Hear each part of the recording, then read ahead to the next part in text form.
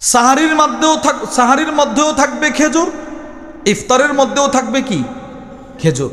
আমরা তো প্রথমে 10-12 পদের শরবত, না ভাই আপনি শরবত খান, আমার বাধা নাই, রং বেরঙ্গের ইফতার করেন, আমার বাধা নাই, কিন্তু খেজুরটা রাখবেন। হাদিসে পাকে আসছে কানা রাসূলুল্লাহ সাল্লাল্লাহু আলাইহি ওয়াসাল্লাম ইফতির ক্বাবলা আন ইউসাল্লি আলা রুতাবাত। নবীজি সাল্লাল্লাহু আলাইহি ওয়াসাল্লাম মাগরিবের নামাজ পড়ার পূর্বে নবীজি ইফতার করতেন। ইফতার করতে গিয়ে প্রথমে নবীজি তাজা খেজুরের দ্বারা ইফতার করতেন। ফাইল্লাম তাকুন রুতাবাত, যদি কখনো তাজা খেজুর নবীজির ঘরে না থাকতো, ফাতুমাইরাত, নবীজি শুকনা খেজুর দিয়ে ইফতার করতেন। যদি শুকনা খেজুরও না থাকতো, হাসা হাসাওয়াতিম মিম্মা, নবীজি এক ঢোক পানি পান করে হলো ইফতার করতেন। তাহলে আমরা এতক্ষণ আলোচনার দ্বারা বুঝতে পারলাম মুমিনের সর্বোত্তম সাহারি হলো ওই সাহারি যেই সাহারির মধ্যে কি আছে, মাশাআল্লাহ। 6, আমরা সাহারি কেন খাবো? 6 নাম্বার, আমাদের রোজাকে খ্রিস্টানদের রোজা থেকে পার্থক্য করার জন্যে। সহিহ মুসলিমের বর্ণনা, নবীজি বলেন ক্বালা রাসূলুল্লাহ সাল্লাল্লাহু আলাইহি ওয়াসাল্লাম ফাসলু মা বাইনা সিয়ামিনা ওয়া সিয়ামি আহলিল কিতাব আকালাতুস সাহুর। নবীজি বলেন আমাদের রোজা আর খ্রিস্টানদের রোজার পার্থক্য হলো সাহারি খাওয়া। কি খাওয়া বলেন না? খ্রিস্টান সাহারি খায় না, আমরা সাহারি ছাড়বো না, বলেন ইনশাআল্লাহ। আমরা কেন সাহারির মাধ্যমে রোজা শুরু করবো এর কারণগুলো আমরা বলতেছি। 8, বলেন সাহারি খাবো দেরি করে, বলেন ইফতার করব দ্রুত, মানে সময় হলে আর কি, সময়ের আগে না। সাহারি খাবো দেরি করে যেন শক্তি সঞ্চয় হয়। সহিহ ইবনে হিব্বানের বর্ণনা, সহিহুল জামের বর্ণনা, নবীজি বলেন ক্বালা রাসূলুল্লাহ সাল্লাল্লাহু আলাইহি ওয়াসাল্লাম আজ্জিলুল ইফতার ওয়া আখিরুস সাহুর। নবীজি বলেন তোমরা ইফতার করো দ্রুত, সাহারি খাও একটু দেরি করে।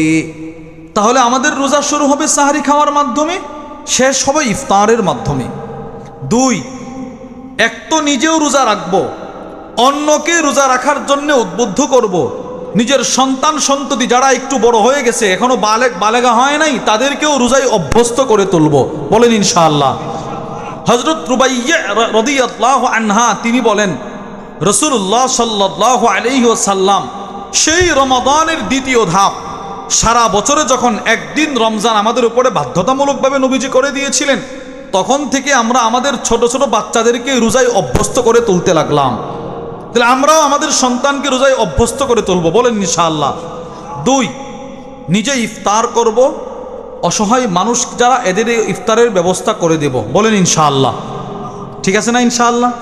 কেউ যদি কোনো রোজাদারকে ইফতার করায়, আখিরাতে তার পুরস্কার হলো আল্লাহ তার জন্য জান্নাতের পথ সহজ করে দিবেন। 2 নম্বর পুরস্কার, নবীজি বলেন বুখারীর বর্ণনা, কেউ যদি কোনো রোজাদারকে ইফতার করায়, আল্লাহ তাআলা যেই রোজাদার আপনার ইফতারটা করলো তার রোজার যেই পরিমাণ সওয়াব, সম পরিমাণ সওয়াব আল্লাহ আপনাকে দান করবে। 3, কেউ যদি দুনিয়াতে কোনো অসহায় মানুষকে ইফতার করায়, সরাসরি আল্লাহ ওই বান্দাকে দুনিয়াতেই সহযোগিতা করবেন। আমার কাছে একটা কিতাব আছে, কিতাবের নাম মা'আন নাস। ওই কিতাবটি লিখেছেন আল্লামা আলী ইবনে মুহাম্মদ মুস্তাফা আত-তানতাবি রাহিমাহুল্লাহ। মিশরের অনেক বড় আলেম, অনেক বড় বুজুর্গ, অনেক বড় লেখক। তো হযরতের কিতাবের মধ্যে লেখেন মিশরের একজন বিখ্যাত বুজুর্গ ছিলেন, নাম তার শায়খ সালিম আল মাসউতি রাহিমাহুল্লাহ। 1300 হিজরির মাঝামাঝি সময়ের অনেক বড় বুজুর্গ। উনি মানুষকে খুব সহযোগিতা করতেন। ওয়া হুয়া আলা ফাকরিহি লা ইয়ারুদ্দু সাইলাহ। হযরত শায়খ সালিম মাসউতি নিজেও ছিলেন অসহায়, দরিদ্র, কিন্তু এই মানুষটার কাছে কোনো অসহায় মানুষ এসে হাত পাতলে তিনি কখনো ওই মানুষগুলোকে খালি হাতে ফেরত পাঠাইতেন না। সুবহানাল্লাহ। তিনি কি ধনী না গরিব ছিল? গরিব। এই লোকটা কাউরে খালি হাতে ফেরত পাঠায়নি। ওয়া কানা ইয়াওমান ফি রমাদান। এখন এই কথাটা খেয়াল করে শুনেন। একদিন রমাদানুল মুবারকের ঘটনা। ওয়াইদাতিল মাইদা ইন্তিজারান লিল মিদফা। ইফতারের জন্য ওনার ঘরের ফ্যামিলি সকলে একসাথে বসলো, ইফতার করবে, দস্তরখান বিছানো হলো। ইফতার করার জন্য উনি ওনার বিবি বাচ্চা সকলে বসলেন, ইফতার করবে একসাথে। ঠিক ইফতারের সময় আতাহু সাইলুন, এক অসহায় মানুষ তার ঘরের দরজায় এসে আওয়াজ করতেছে, হুজুর ঘরে আছেন, হুজুর ঘরে আছেন। সালিম মাসুদি বলে, মান, কে তুমি? ইয়াকুসিম আন্নাহু ওয়া ইয়ালুহু বিলা তাআম। ওই মানুষটা বলতেছে, হুজুর আমি একজন অসহায়, গত রাত্রে খাবার না খায়া রোজা রাখছি। আমার ছেলে, আমার মেয়ে, আমরা সকলেই গত রাত্রে খাবার না খায়া রোজা রাখছি। এখন যে ইফতার করব, ইফতারের মতো কিচ্ছু নাই, ইফতার করার মতো কিচ্ছু নাই। হযরত যদি একটু আমাদেরকে ইফতার দিয়ে সহযোগিতা করতেন তাহলে অনেক উপকার হতো। সন্তানগুলো কাঁদতেছে, বিবি বারবার আমাকে বলতেছে, কি বাপ হলেন আপনি, সন্তানের ইফতারের ব্যবস্থা করতে পারলেন না, এজন্য আপনার কাছে আসছি, একটু ইফতারের ব্যবস্থা করে দেন। শায়খ সালিম মাসুদি রাহিমাহুল্লাহ সাথে সাথে উনার ঘরে যেই যত সামান্য ইফতার ছিল, গরিব মানুষ তো, সম্পূর্ণ ইফতারগুলো তিনি প্যাকেটজাত করে যেই অসহায় মানুষটা তার ঘরের দরজার সামনে দাঁড়াইল, ওই মানুষটাকে তিনি হাদিয়া দিয়ে দিলেন। সুবহানাল্লাহ। তিরমিজি শরীফের বর্ণনা, ক্বালা রাসূলুল্লাহ সাল্লাল্লাহু আলাইহি ওয়াসাল্লাম, নবীজি সাল্লাল্লাহু আলাইহি ওয়াসাল্লাম ইরশাদ করেন, ফদলুল কুরআন আলা সাইরিল কিতাব। নবীজি বলেন, এক কোরআনের মর্যাদা সমস্ত আসমানি কিতাবের উপরে ওই রকম, কাফাদলিল্লাহি আলা খালকি, সমস্ত মাখলুকাতের উপরে আল্লাহর মর্যাদা যেই রকম। সুবহানাল্লাহ। চারটি দৃষ্টান্ত থেকে আপনারা কি বুঝলেন? সব দিনের মর্যাদা এক সমান নয়, জুমার দিনের মর্যাদা কম না বেশি? সব আসমানি কিতাবের মর্যাদা এক নয়, কোরআনের মর্যাদা কম না বেশি? সমস্ত নবীদের মর্যাদা এক নয়, আমাদের নবীর মর্যাদা কম না বেশি? ঠিক ওই রকম আরবি 12টি মাস আছে, 12 মাসের ভিতরেও সবগুলো মাসের মর্যাদা সমান নয়। 11 মাসের তুলনায় রমাদানুল মুবারকের মর্যাদা আল্লাহ তাআলার কাছে কোটি কোটি গুণ বেশি। সুবহানাল্লাহ। কি পরিমাণ বেশি, এটা আমি বোঝার জন্য দুইটা দৃষ্টান্ত শুনব। দৃষ্টান্ত নম্বর 1, আমাদের বাংলাদেশের বিখ্যাত একজন আলেম আছেন, বুজুর্গ আছেন, অনেক বড় আলেম, আল্লামা আবু তাহের মেসবাহ হাফিজাহুল্লাহ, আদিব সাহেব হুজুর নামে যিনি পরিচিত, অনেক বড় আলেম বুজুর্গ। হজরতের একটা কিতাব আছে, কিতাবের নাম ইসলামকে জানতে হলে। বলেন তো কিতাবের নামটা কি? ইসলামকে জানতে হলে। ওই কিতাবের ভেতরে হজরত লেখেন, মানুষ নতুন বিবাহ করলে নতুন বিবি ঘরে নিয়ে আসে, নতুন বউ বিবি। তো নতুন বিবির গলায় স্বর্ণের চেইন থাকে, এই চেইনটা গলায় আটকানোর জন্যে চেইনটার দুই পাশে দুইটা ছোট ছোট স্বর্ণের আংটা থাকে, এটাও চীনের অন্তর্ভুক্ত। এইভাবে লাগিয়ে গলায় ঝুলিয়ে দেওয়া হয়, ঠিক না? দুই সাইডের দুইটা ছোট ছোট আংটা হলো আল্লাহ 11 মাস বান্দার উপরে যেই পরিমাণ রহমত বর্ষণ করেন, শুধু তার দৃষ্টান্ত। এবার দুইটা আংটার চতুর্দিক থেকে পোড়া স্বর্ণের চেইন ও মাঝখানে স্বর্ণের যেই চাকা থাকে, গুল মেডেল, এই পোড়াটা চেইন আর স্বর্ণের চাকা, পোড়াটা হলো শুধু রমজান মাসের 1 সেকেন্ডে আল্লাহর রহমত বান্দার উপরে বর্ষণের দৃষ্টান্ত। বুঝে নাই? বুঝছেন কথা? আরো সহজ করে বুঝেন। দৃষ্টান্ত নম্বর 2, আপনাদের আজকের মাহফিলে যিনি প্রধান, আমাদের শায়েখ আরিফ বিল্লাহ হাকিমুন নফস আল্লামা মুফতি মুশতাকুন নবী কাসিমি হাফিজাহুল্লাহ, হযরত আসবেন। হযরত প্রায় সময় একটা দৃষ্টান্ত দেন। হযরত বলেন, পৃথিবীর সবগুলো খাল, নদী, নালা, পুকুর, সাগর, সমুদ্র সবগুলো যদি এক জায়গায় একত্রিত করা হয়, কত বড় হবে বলেন তো? ছোট হবে না বড় হবে? অনেক বড়। এবার ওই সমুদ্রের মাঝখানে কেউ তার আঙ্গুলটা পানির নিচে দিল, আবার উঠালো, এবার আঙ্গুল থেকে টপ টপ করে কয়েকটা পানির ফুটা খুব দ্রুত সমুদ্রে পড়ে যাবে। সর্বশেষ যেই ফুটাটা ঝুলন্ত আছে ওই ফুটা হলো 11 মাস আল্লাহর রহমত বর্ষণের দৃষ্টান্ত। বাকি সমুদ্রে যত পানি আছে এই সবগুলো হলো শুধু রমজানে আল্লাহর রহমতের দৃষ্টান্ত। এবার বলেন 11 মাসের তুলনায় রমজানের দাম কম না বেশি? বেশি। কিন্তু আমরা রমজান কখন ভুলে গেলাম। এই মাস এই ফেব্রুয়ারি শুরু হইল, ফেব্রুয়ারির 12 তারিখ যেন কি সবাই বলবে নির্বাচন, বলবে না সবাই? এটা সবার মুখস্থ, ছোট বড় সবার মুখস্থ, কারণ এটা প্রচার প্রসার খুব হচ্ছে। কিন্তু রমজানের আর কতদিন বাকি এটা আমার মনে নাই, আপনার মনে নাই। আজকে হলো শাবানের 13 তারিখ চলতেছে। বলেন কত তারিখ? এই মাগরিবের পর থেকে শুরু হয়ে গেছে 13। তো 13 দিন তো চলে যাচ্ছে, আর মাত্র 17 দিন। জীবনে কত মার্কার মিছিল আমরা করলাম, আবার করব, কোনোটা সওয়াব কিন্তু হবে না। এটা আমরা এমনি করি আর কি, আবেগে আমরা করি, যে যাই দল করি, দলের মিছিল করি আমরা, সওয়াব কিন্তু না, এটা সবাই বলে। কোনো সওয়াব আছে? সওয়াব নাই। এখন একটু মিছিল করি আমরা, আমার সাথে একটু বলেন, বলেন আর মাত্র 17 দিন। বুঝেননি? আমাদের ব্রাহ্মণবাড়িয়ার ভাষা বুঝেননি? আমরা তো বুঝি না। বলেন আর মাত্র 17 দিন রমাদানের শুভ দিন। হুজুর আমি যে মিছিলটা করলাম আমার কোনো সওয়াব হইছে? হ্যাঁ, যারা যারা আমার সাথে মিছিলটা করছেন প্রত্যেকের আমল নামাই 50টা নেকি আল্লাহ দিয়ে দিছে। রমাদান এটা কোরআনের শব্দ। বলেন রমাদান। এই ছাত্র ভাইয়েরা বলো শাহরু রমাদান কোরআনে আছে না নাই? আছে। রমাদান এটা কোরআনের শব্দ। র মিম গদ আলিফ নুন 5টি অক্ষর। নবীজি বলেন কোরআনের একটা অক্ষর উচ্চারণ করবা 10টা নেকি আল্লাহ তোমার আমলনামাই দিয়ে দিবে।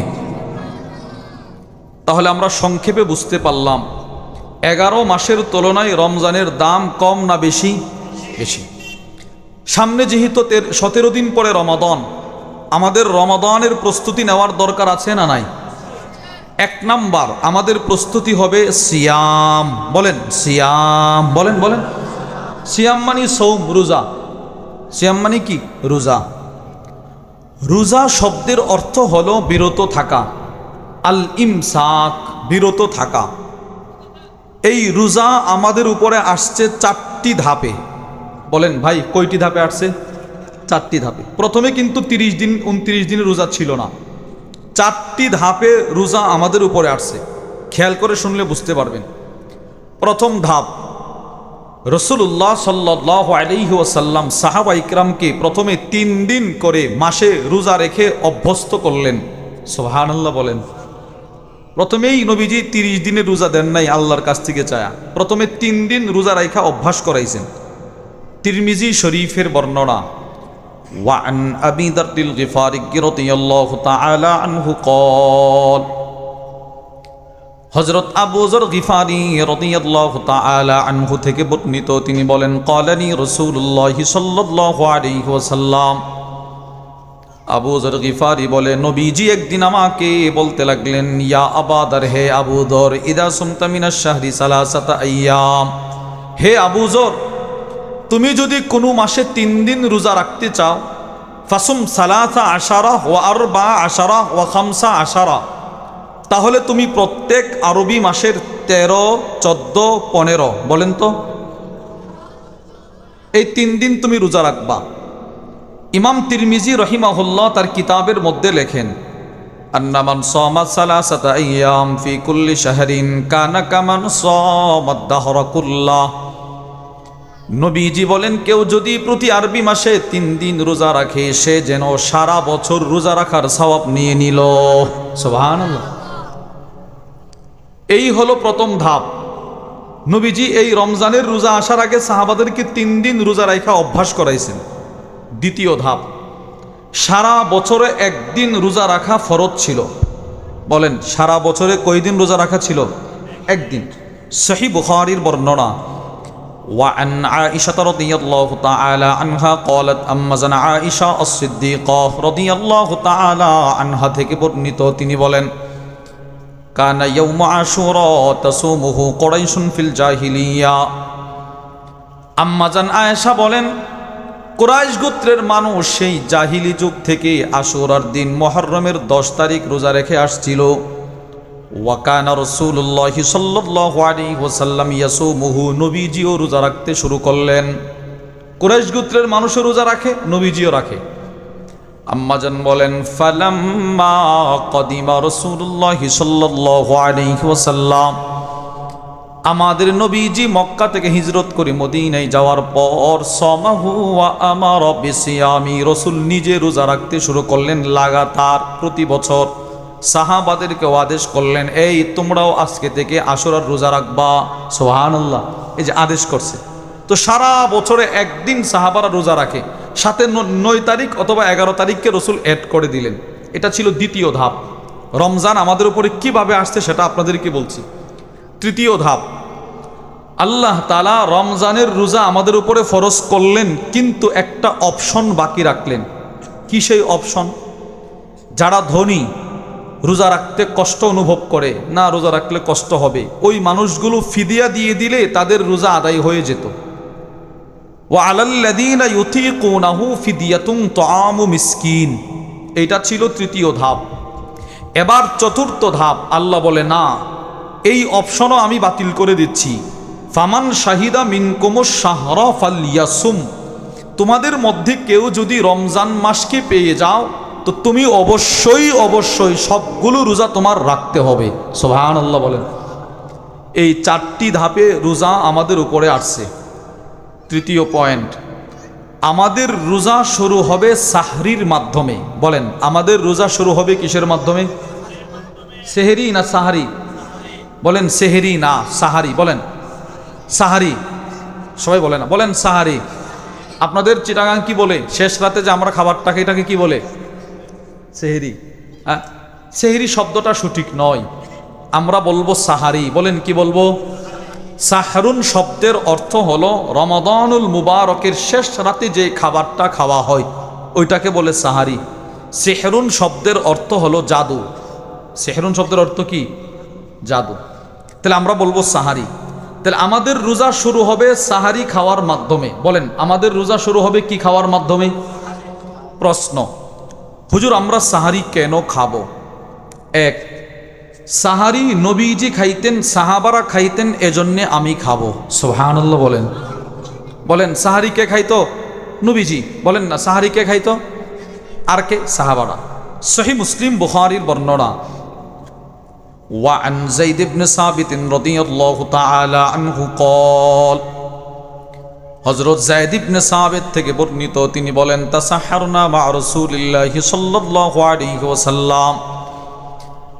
হযরত যায়েদ বলে, আমরা রমাদানুল মুবারকে নবীজির সাথে এক দস্তরখানে বসে বসে সাহারি খাইতাম। সুবহানাল্লাহ। এই হাদিস থেকে কি বুঝলেন? সাহাবী বলে, আমি নবীজির সাথে রমজান মাসে এক দস্তরখানে সাহারি খাইতাম, এজন্য আমি সাহারি খাবো। নবীজি সাহারি খাইতেন, আমি খাবো। সাহাবারা খাইতেন, আমি খাবো। বলেন ইনশাআল্লাহ। 2, যদি পারেন আমার সাথে একটু বলেন। বলেন, পৃথিবীর মধ্যে, সবাই বলেন, পৃথিবীর মধ্যে সবচাইতে পবিত্র খাবার সাহারি। সুবহানাল্লাহ বলেন। সুনানে নাসাইর বর্ণনা। وعن العرباض بن سارية رضي الله تعالى عنه قال, হযরত ইরবাদ ইবনে সারিয়া থেকে বর্ণিত, তিনি বলেন, সামি'তু রাসূলুল্লাহি সাল্লাল্লাহু আলাইহি ওয়াসাল্লাম ওয়া হুয়া ইয়াদউ ইলা সাহুর ফি শাহরি রমাদান। নবীজির সাহাবী বলেন, রমাদানুল মুবারকের চাঁদ ওঠার পর নবীজি শেষ রাত্রে সব সাহাবাদের ঘরের দরজায় গিয়ে বলতেন, সাহাবারা রে, হালুম্মু ইলাল গাদাইল মুবারক, ও সাহাবারা ঘুম থেকে জাগ্রত হও, পৃথিবীর পবিত্র খাবার সাহারি খাওয়ার জন্য তোমরা একত্রিত হও। সুবহানাল্লাহ। নবীজি বলে, তোমরা পবিত্র খাবার সাহারি খাওয়ার জন্য একত্রিত হও, আসো। এই হাদিসে নবীজি সাহারির খাবারটাকে অপবিত্র বলছে না পবিত্র? সবাই বলেন না, কি বলছে? সুবহানাল্লাহ বলেন। তাহলে আমি সাহারি কেন খাবো? সাহারি হলো পবিত্র খাবার। বলেন সাহারি কি খাবার? 3 নাম্বার, পারলে আমার সাথে বলেন। বলেন, পৃথিবীর মধ্যে সবচাইতে বরকতপূর্ণ খাবার সাহারি। সুবহানাল্লাহ বলেন। পৃথিবীর মধ্যে সবচাইতে বরকতপূর্ণ খাবার কি? সাহারি। সহিহ মুসলিমের বর্ণনা, وعن أنس بن مالك رضي الله تعالى عنه قال হযরত আনাস ইবনে মালিক থেকে বর্ণিত, তিনি বলেন قال رسول الله صلى الله عليه وسلم, নবীজি বলেন তাসাহহারু, ও সাহাবারা তোমরা সাহারি খাও। সাহাবাদের পরে আমার যে উম্মত যখন এই হাদিস শুনবা, তোমরা শোনো, তোমরাও সাহারি খাইবা।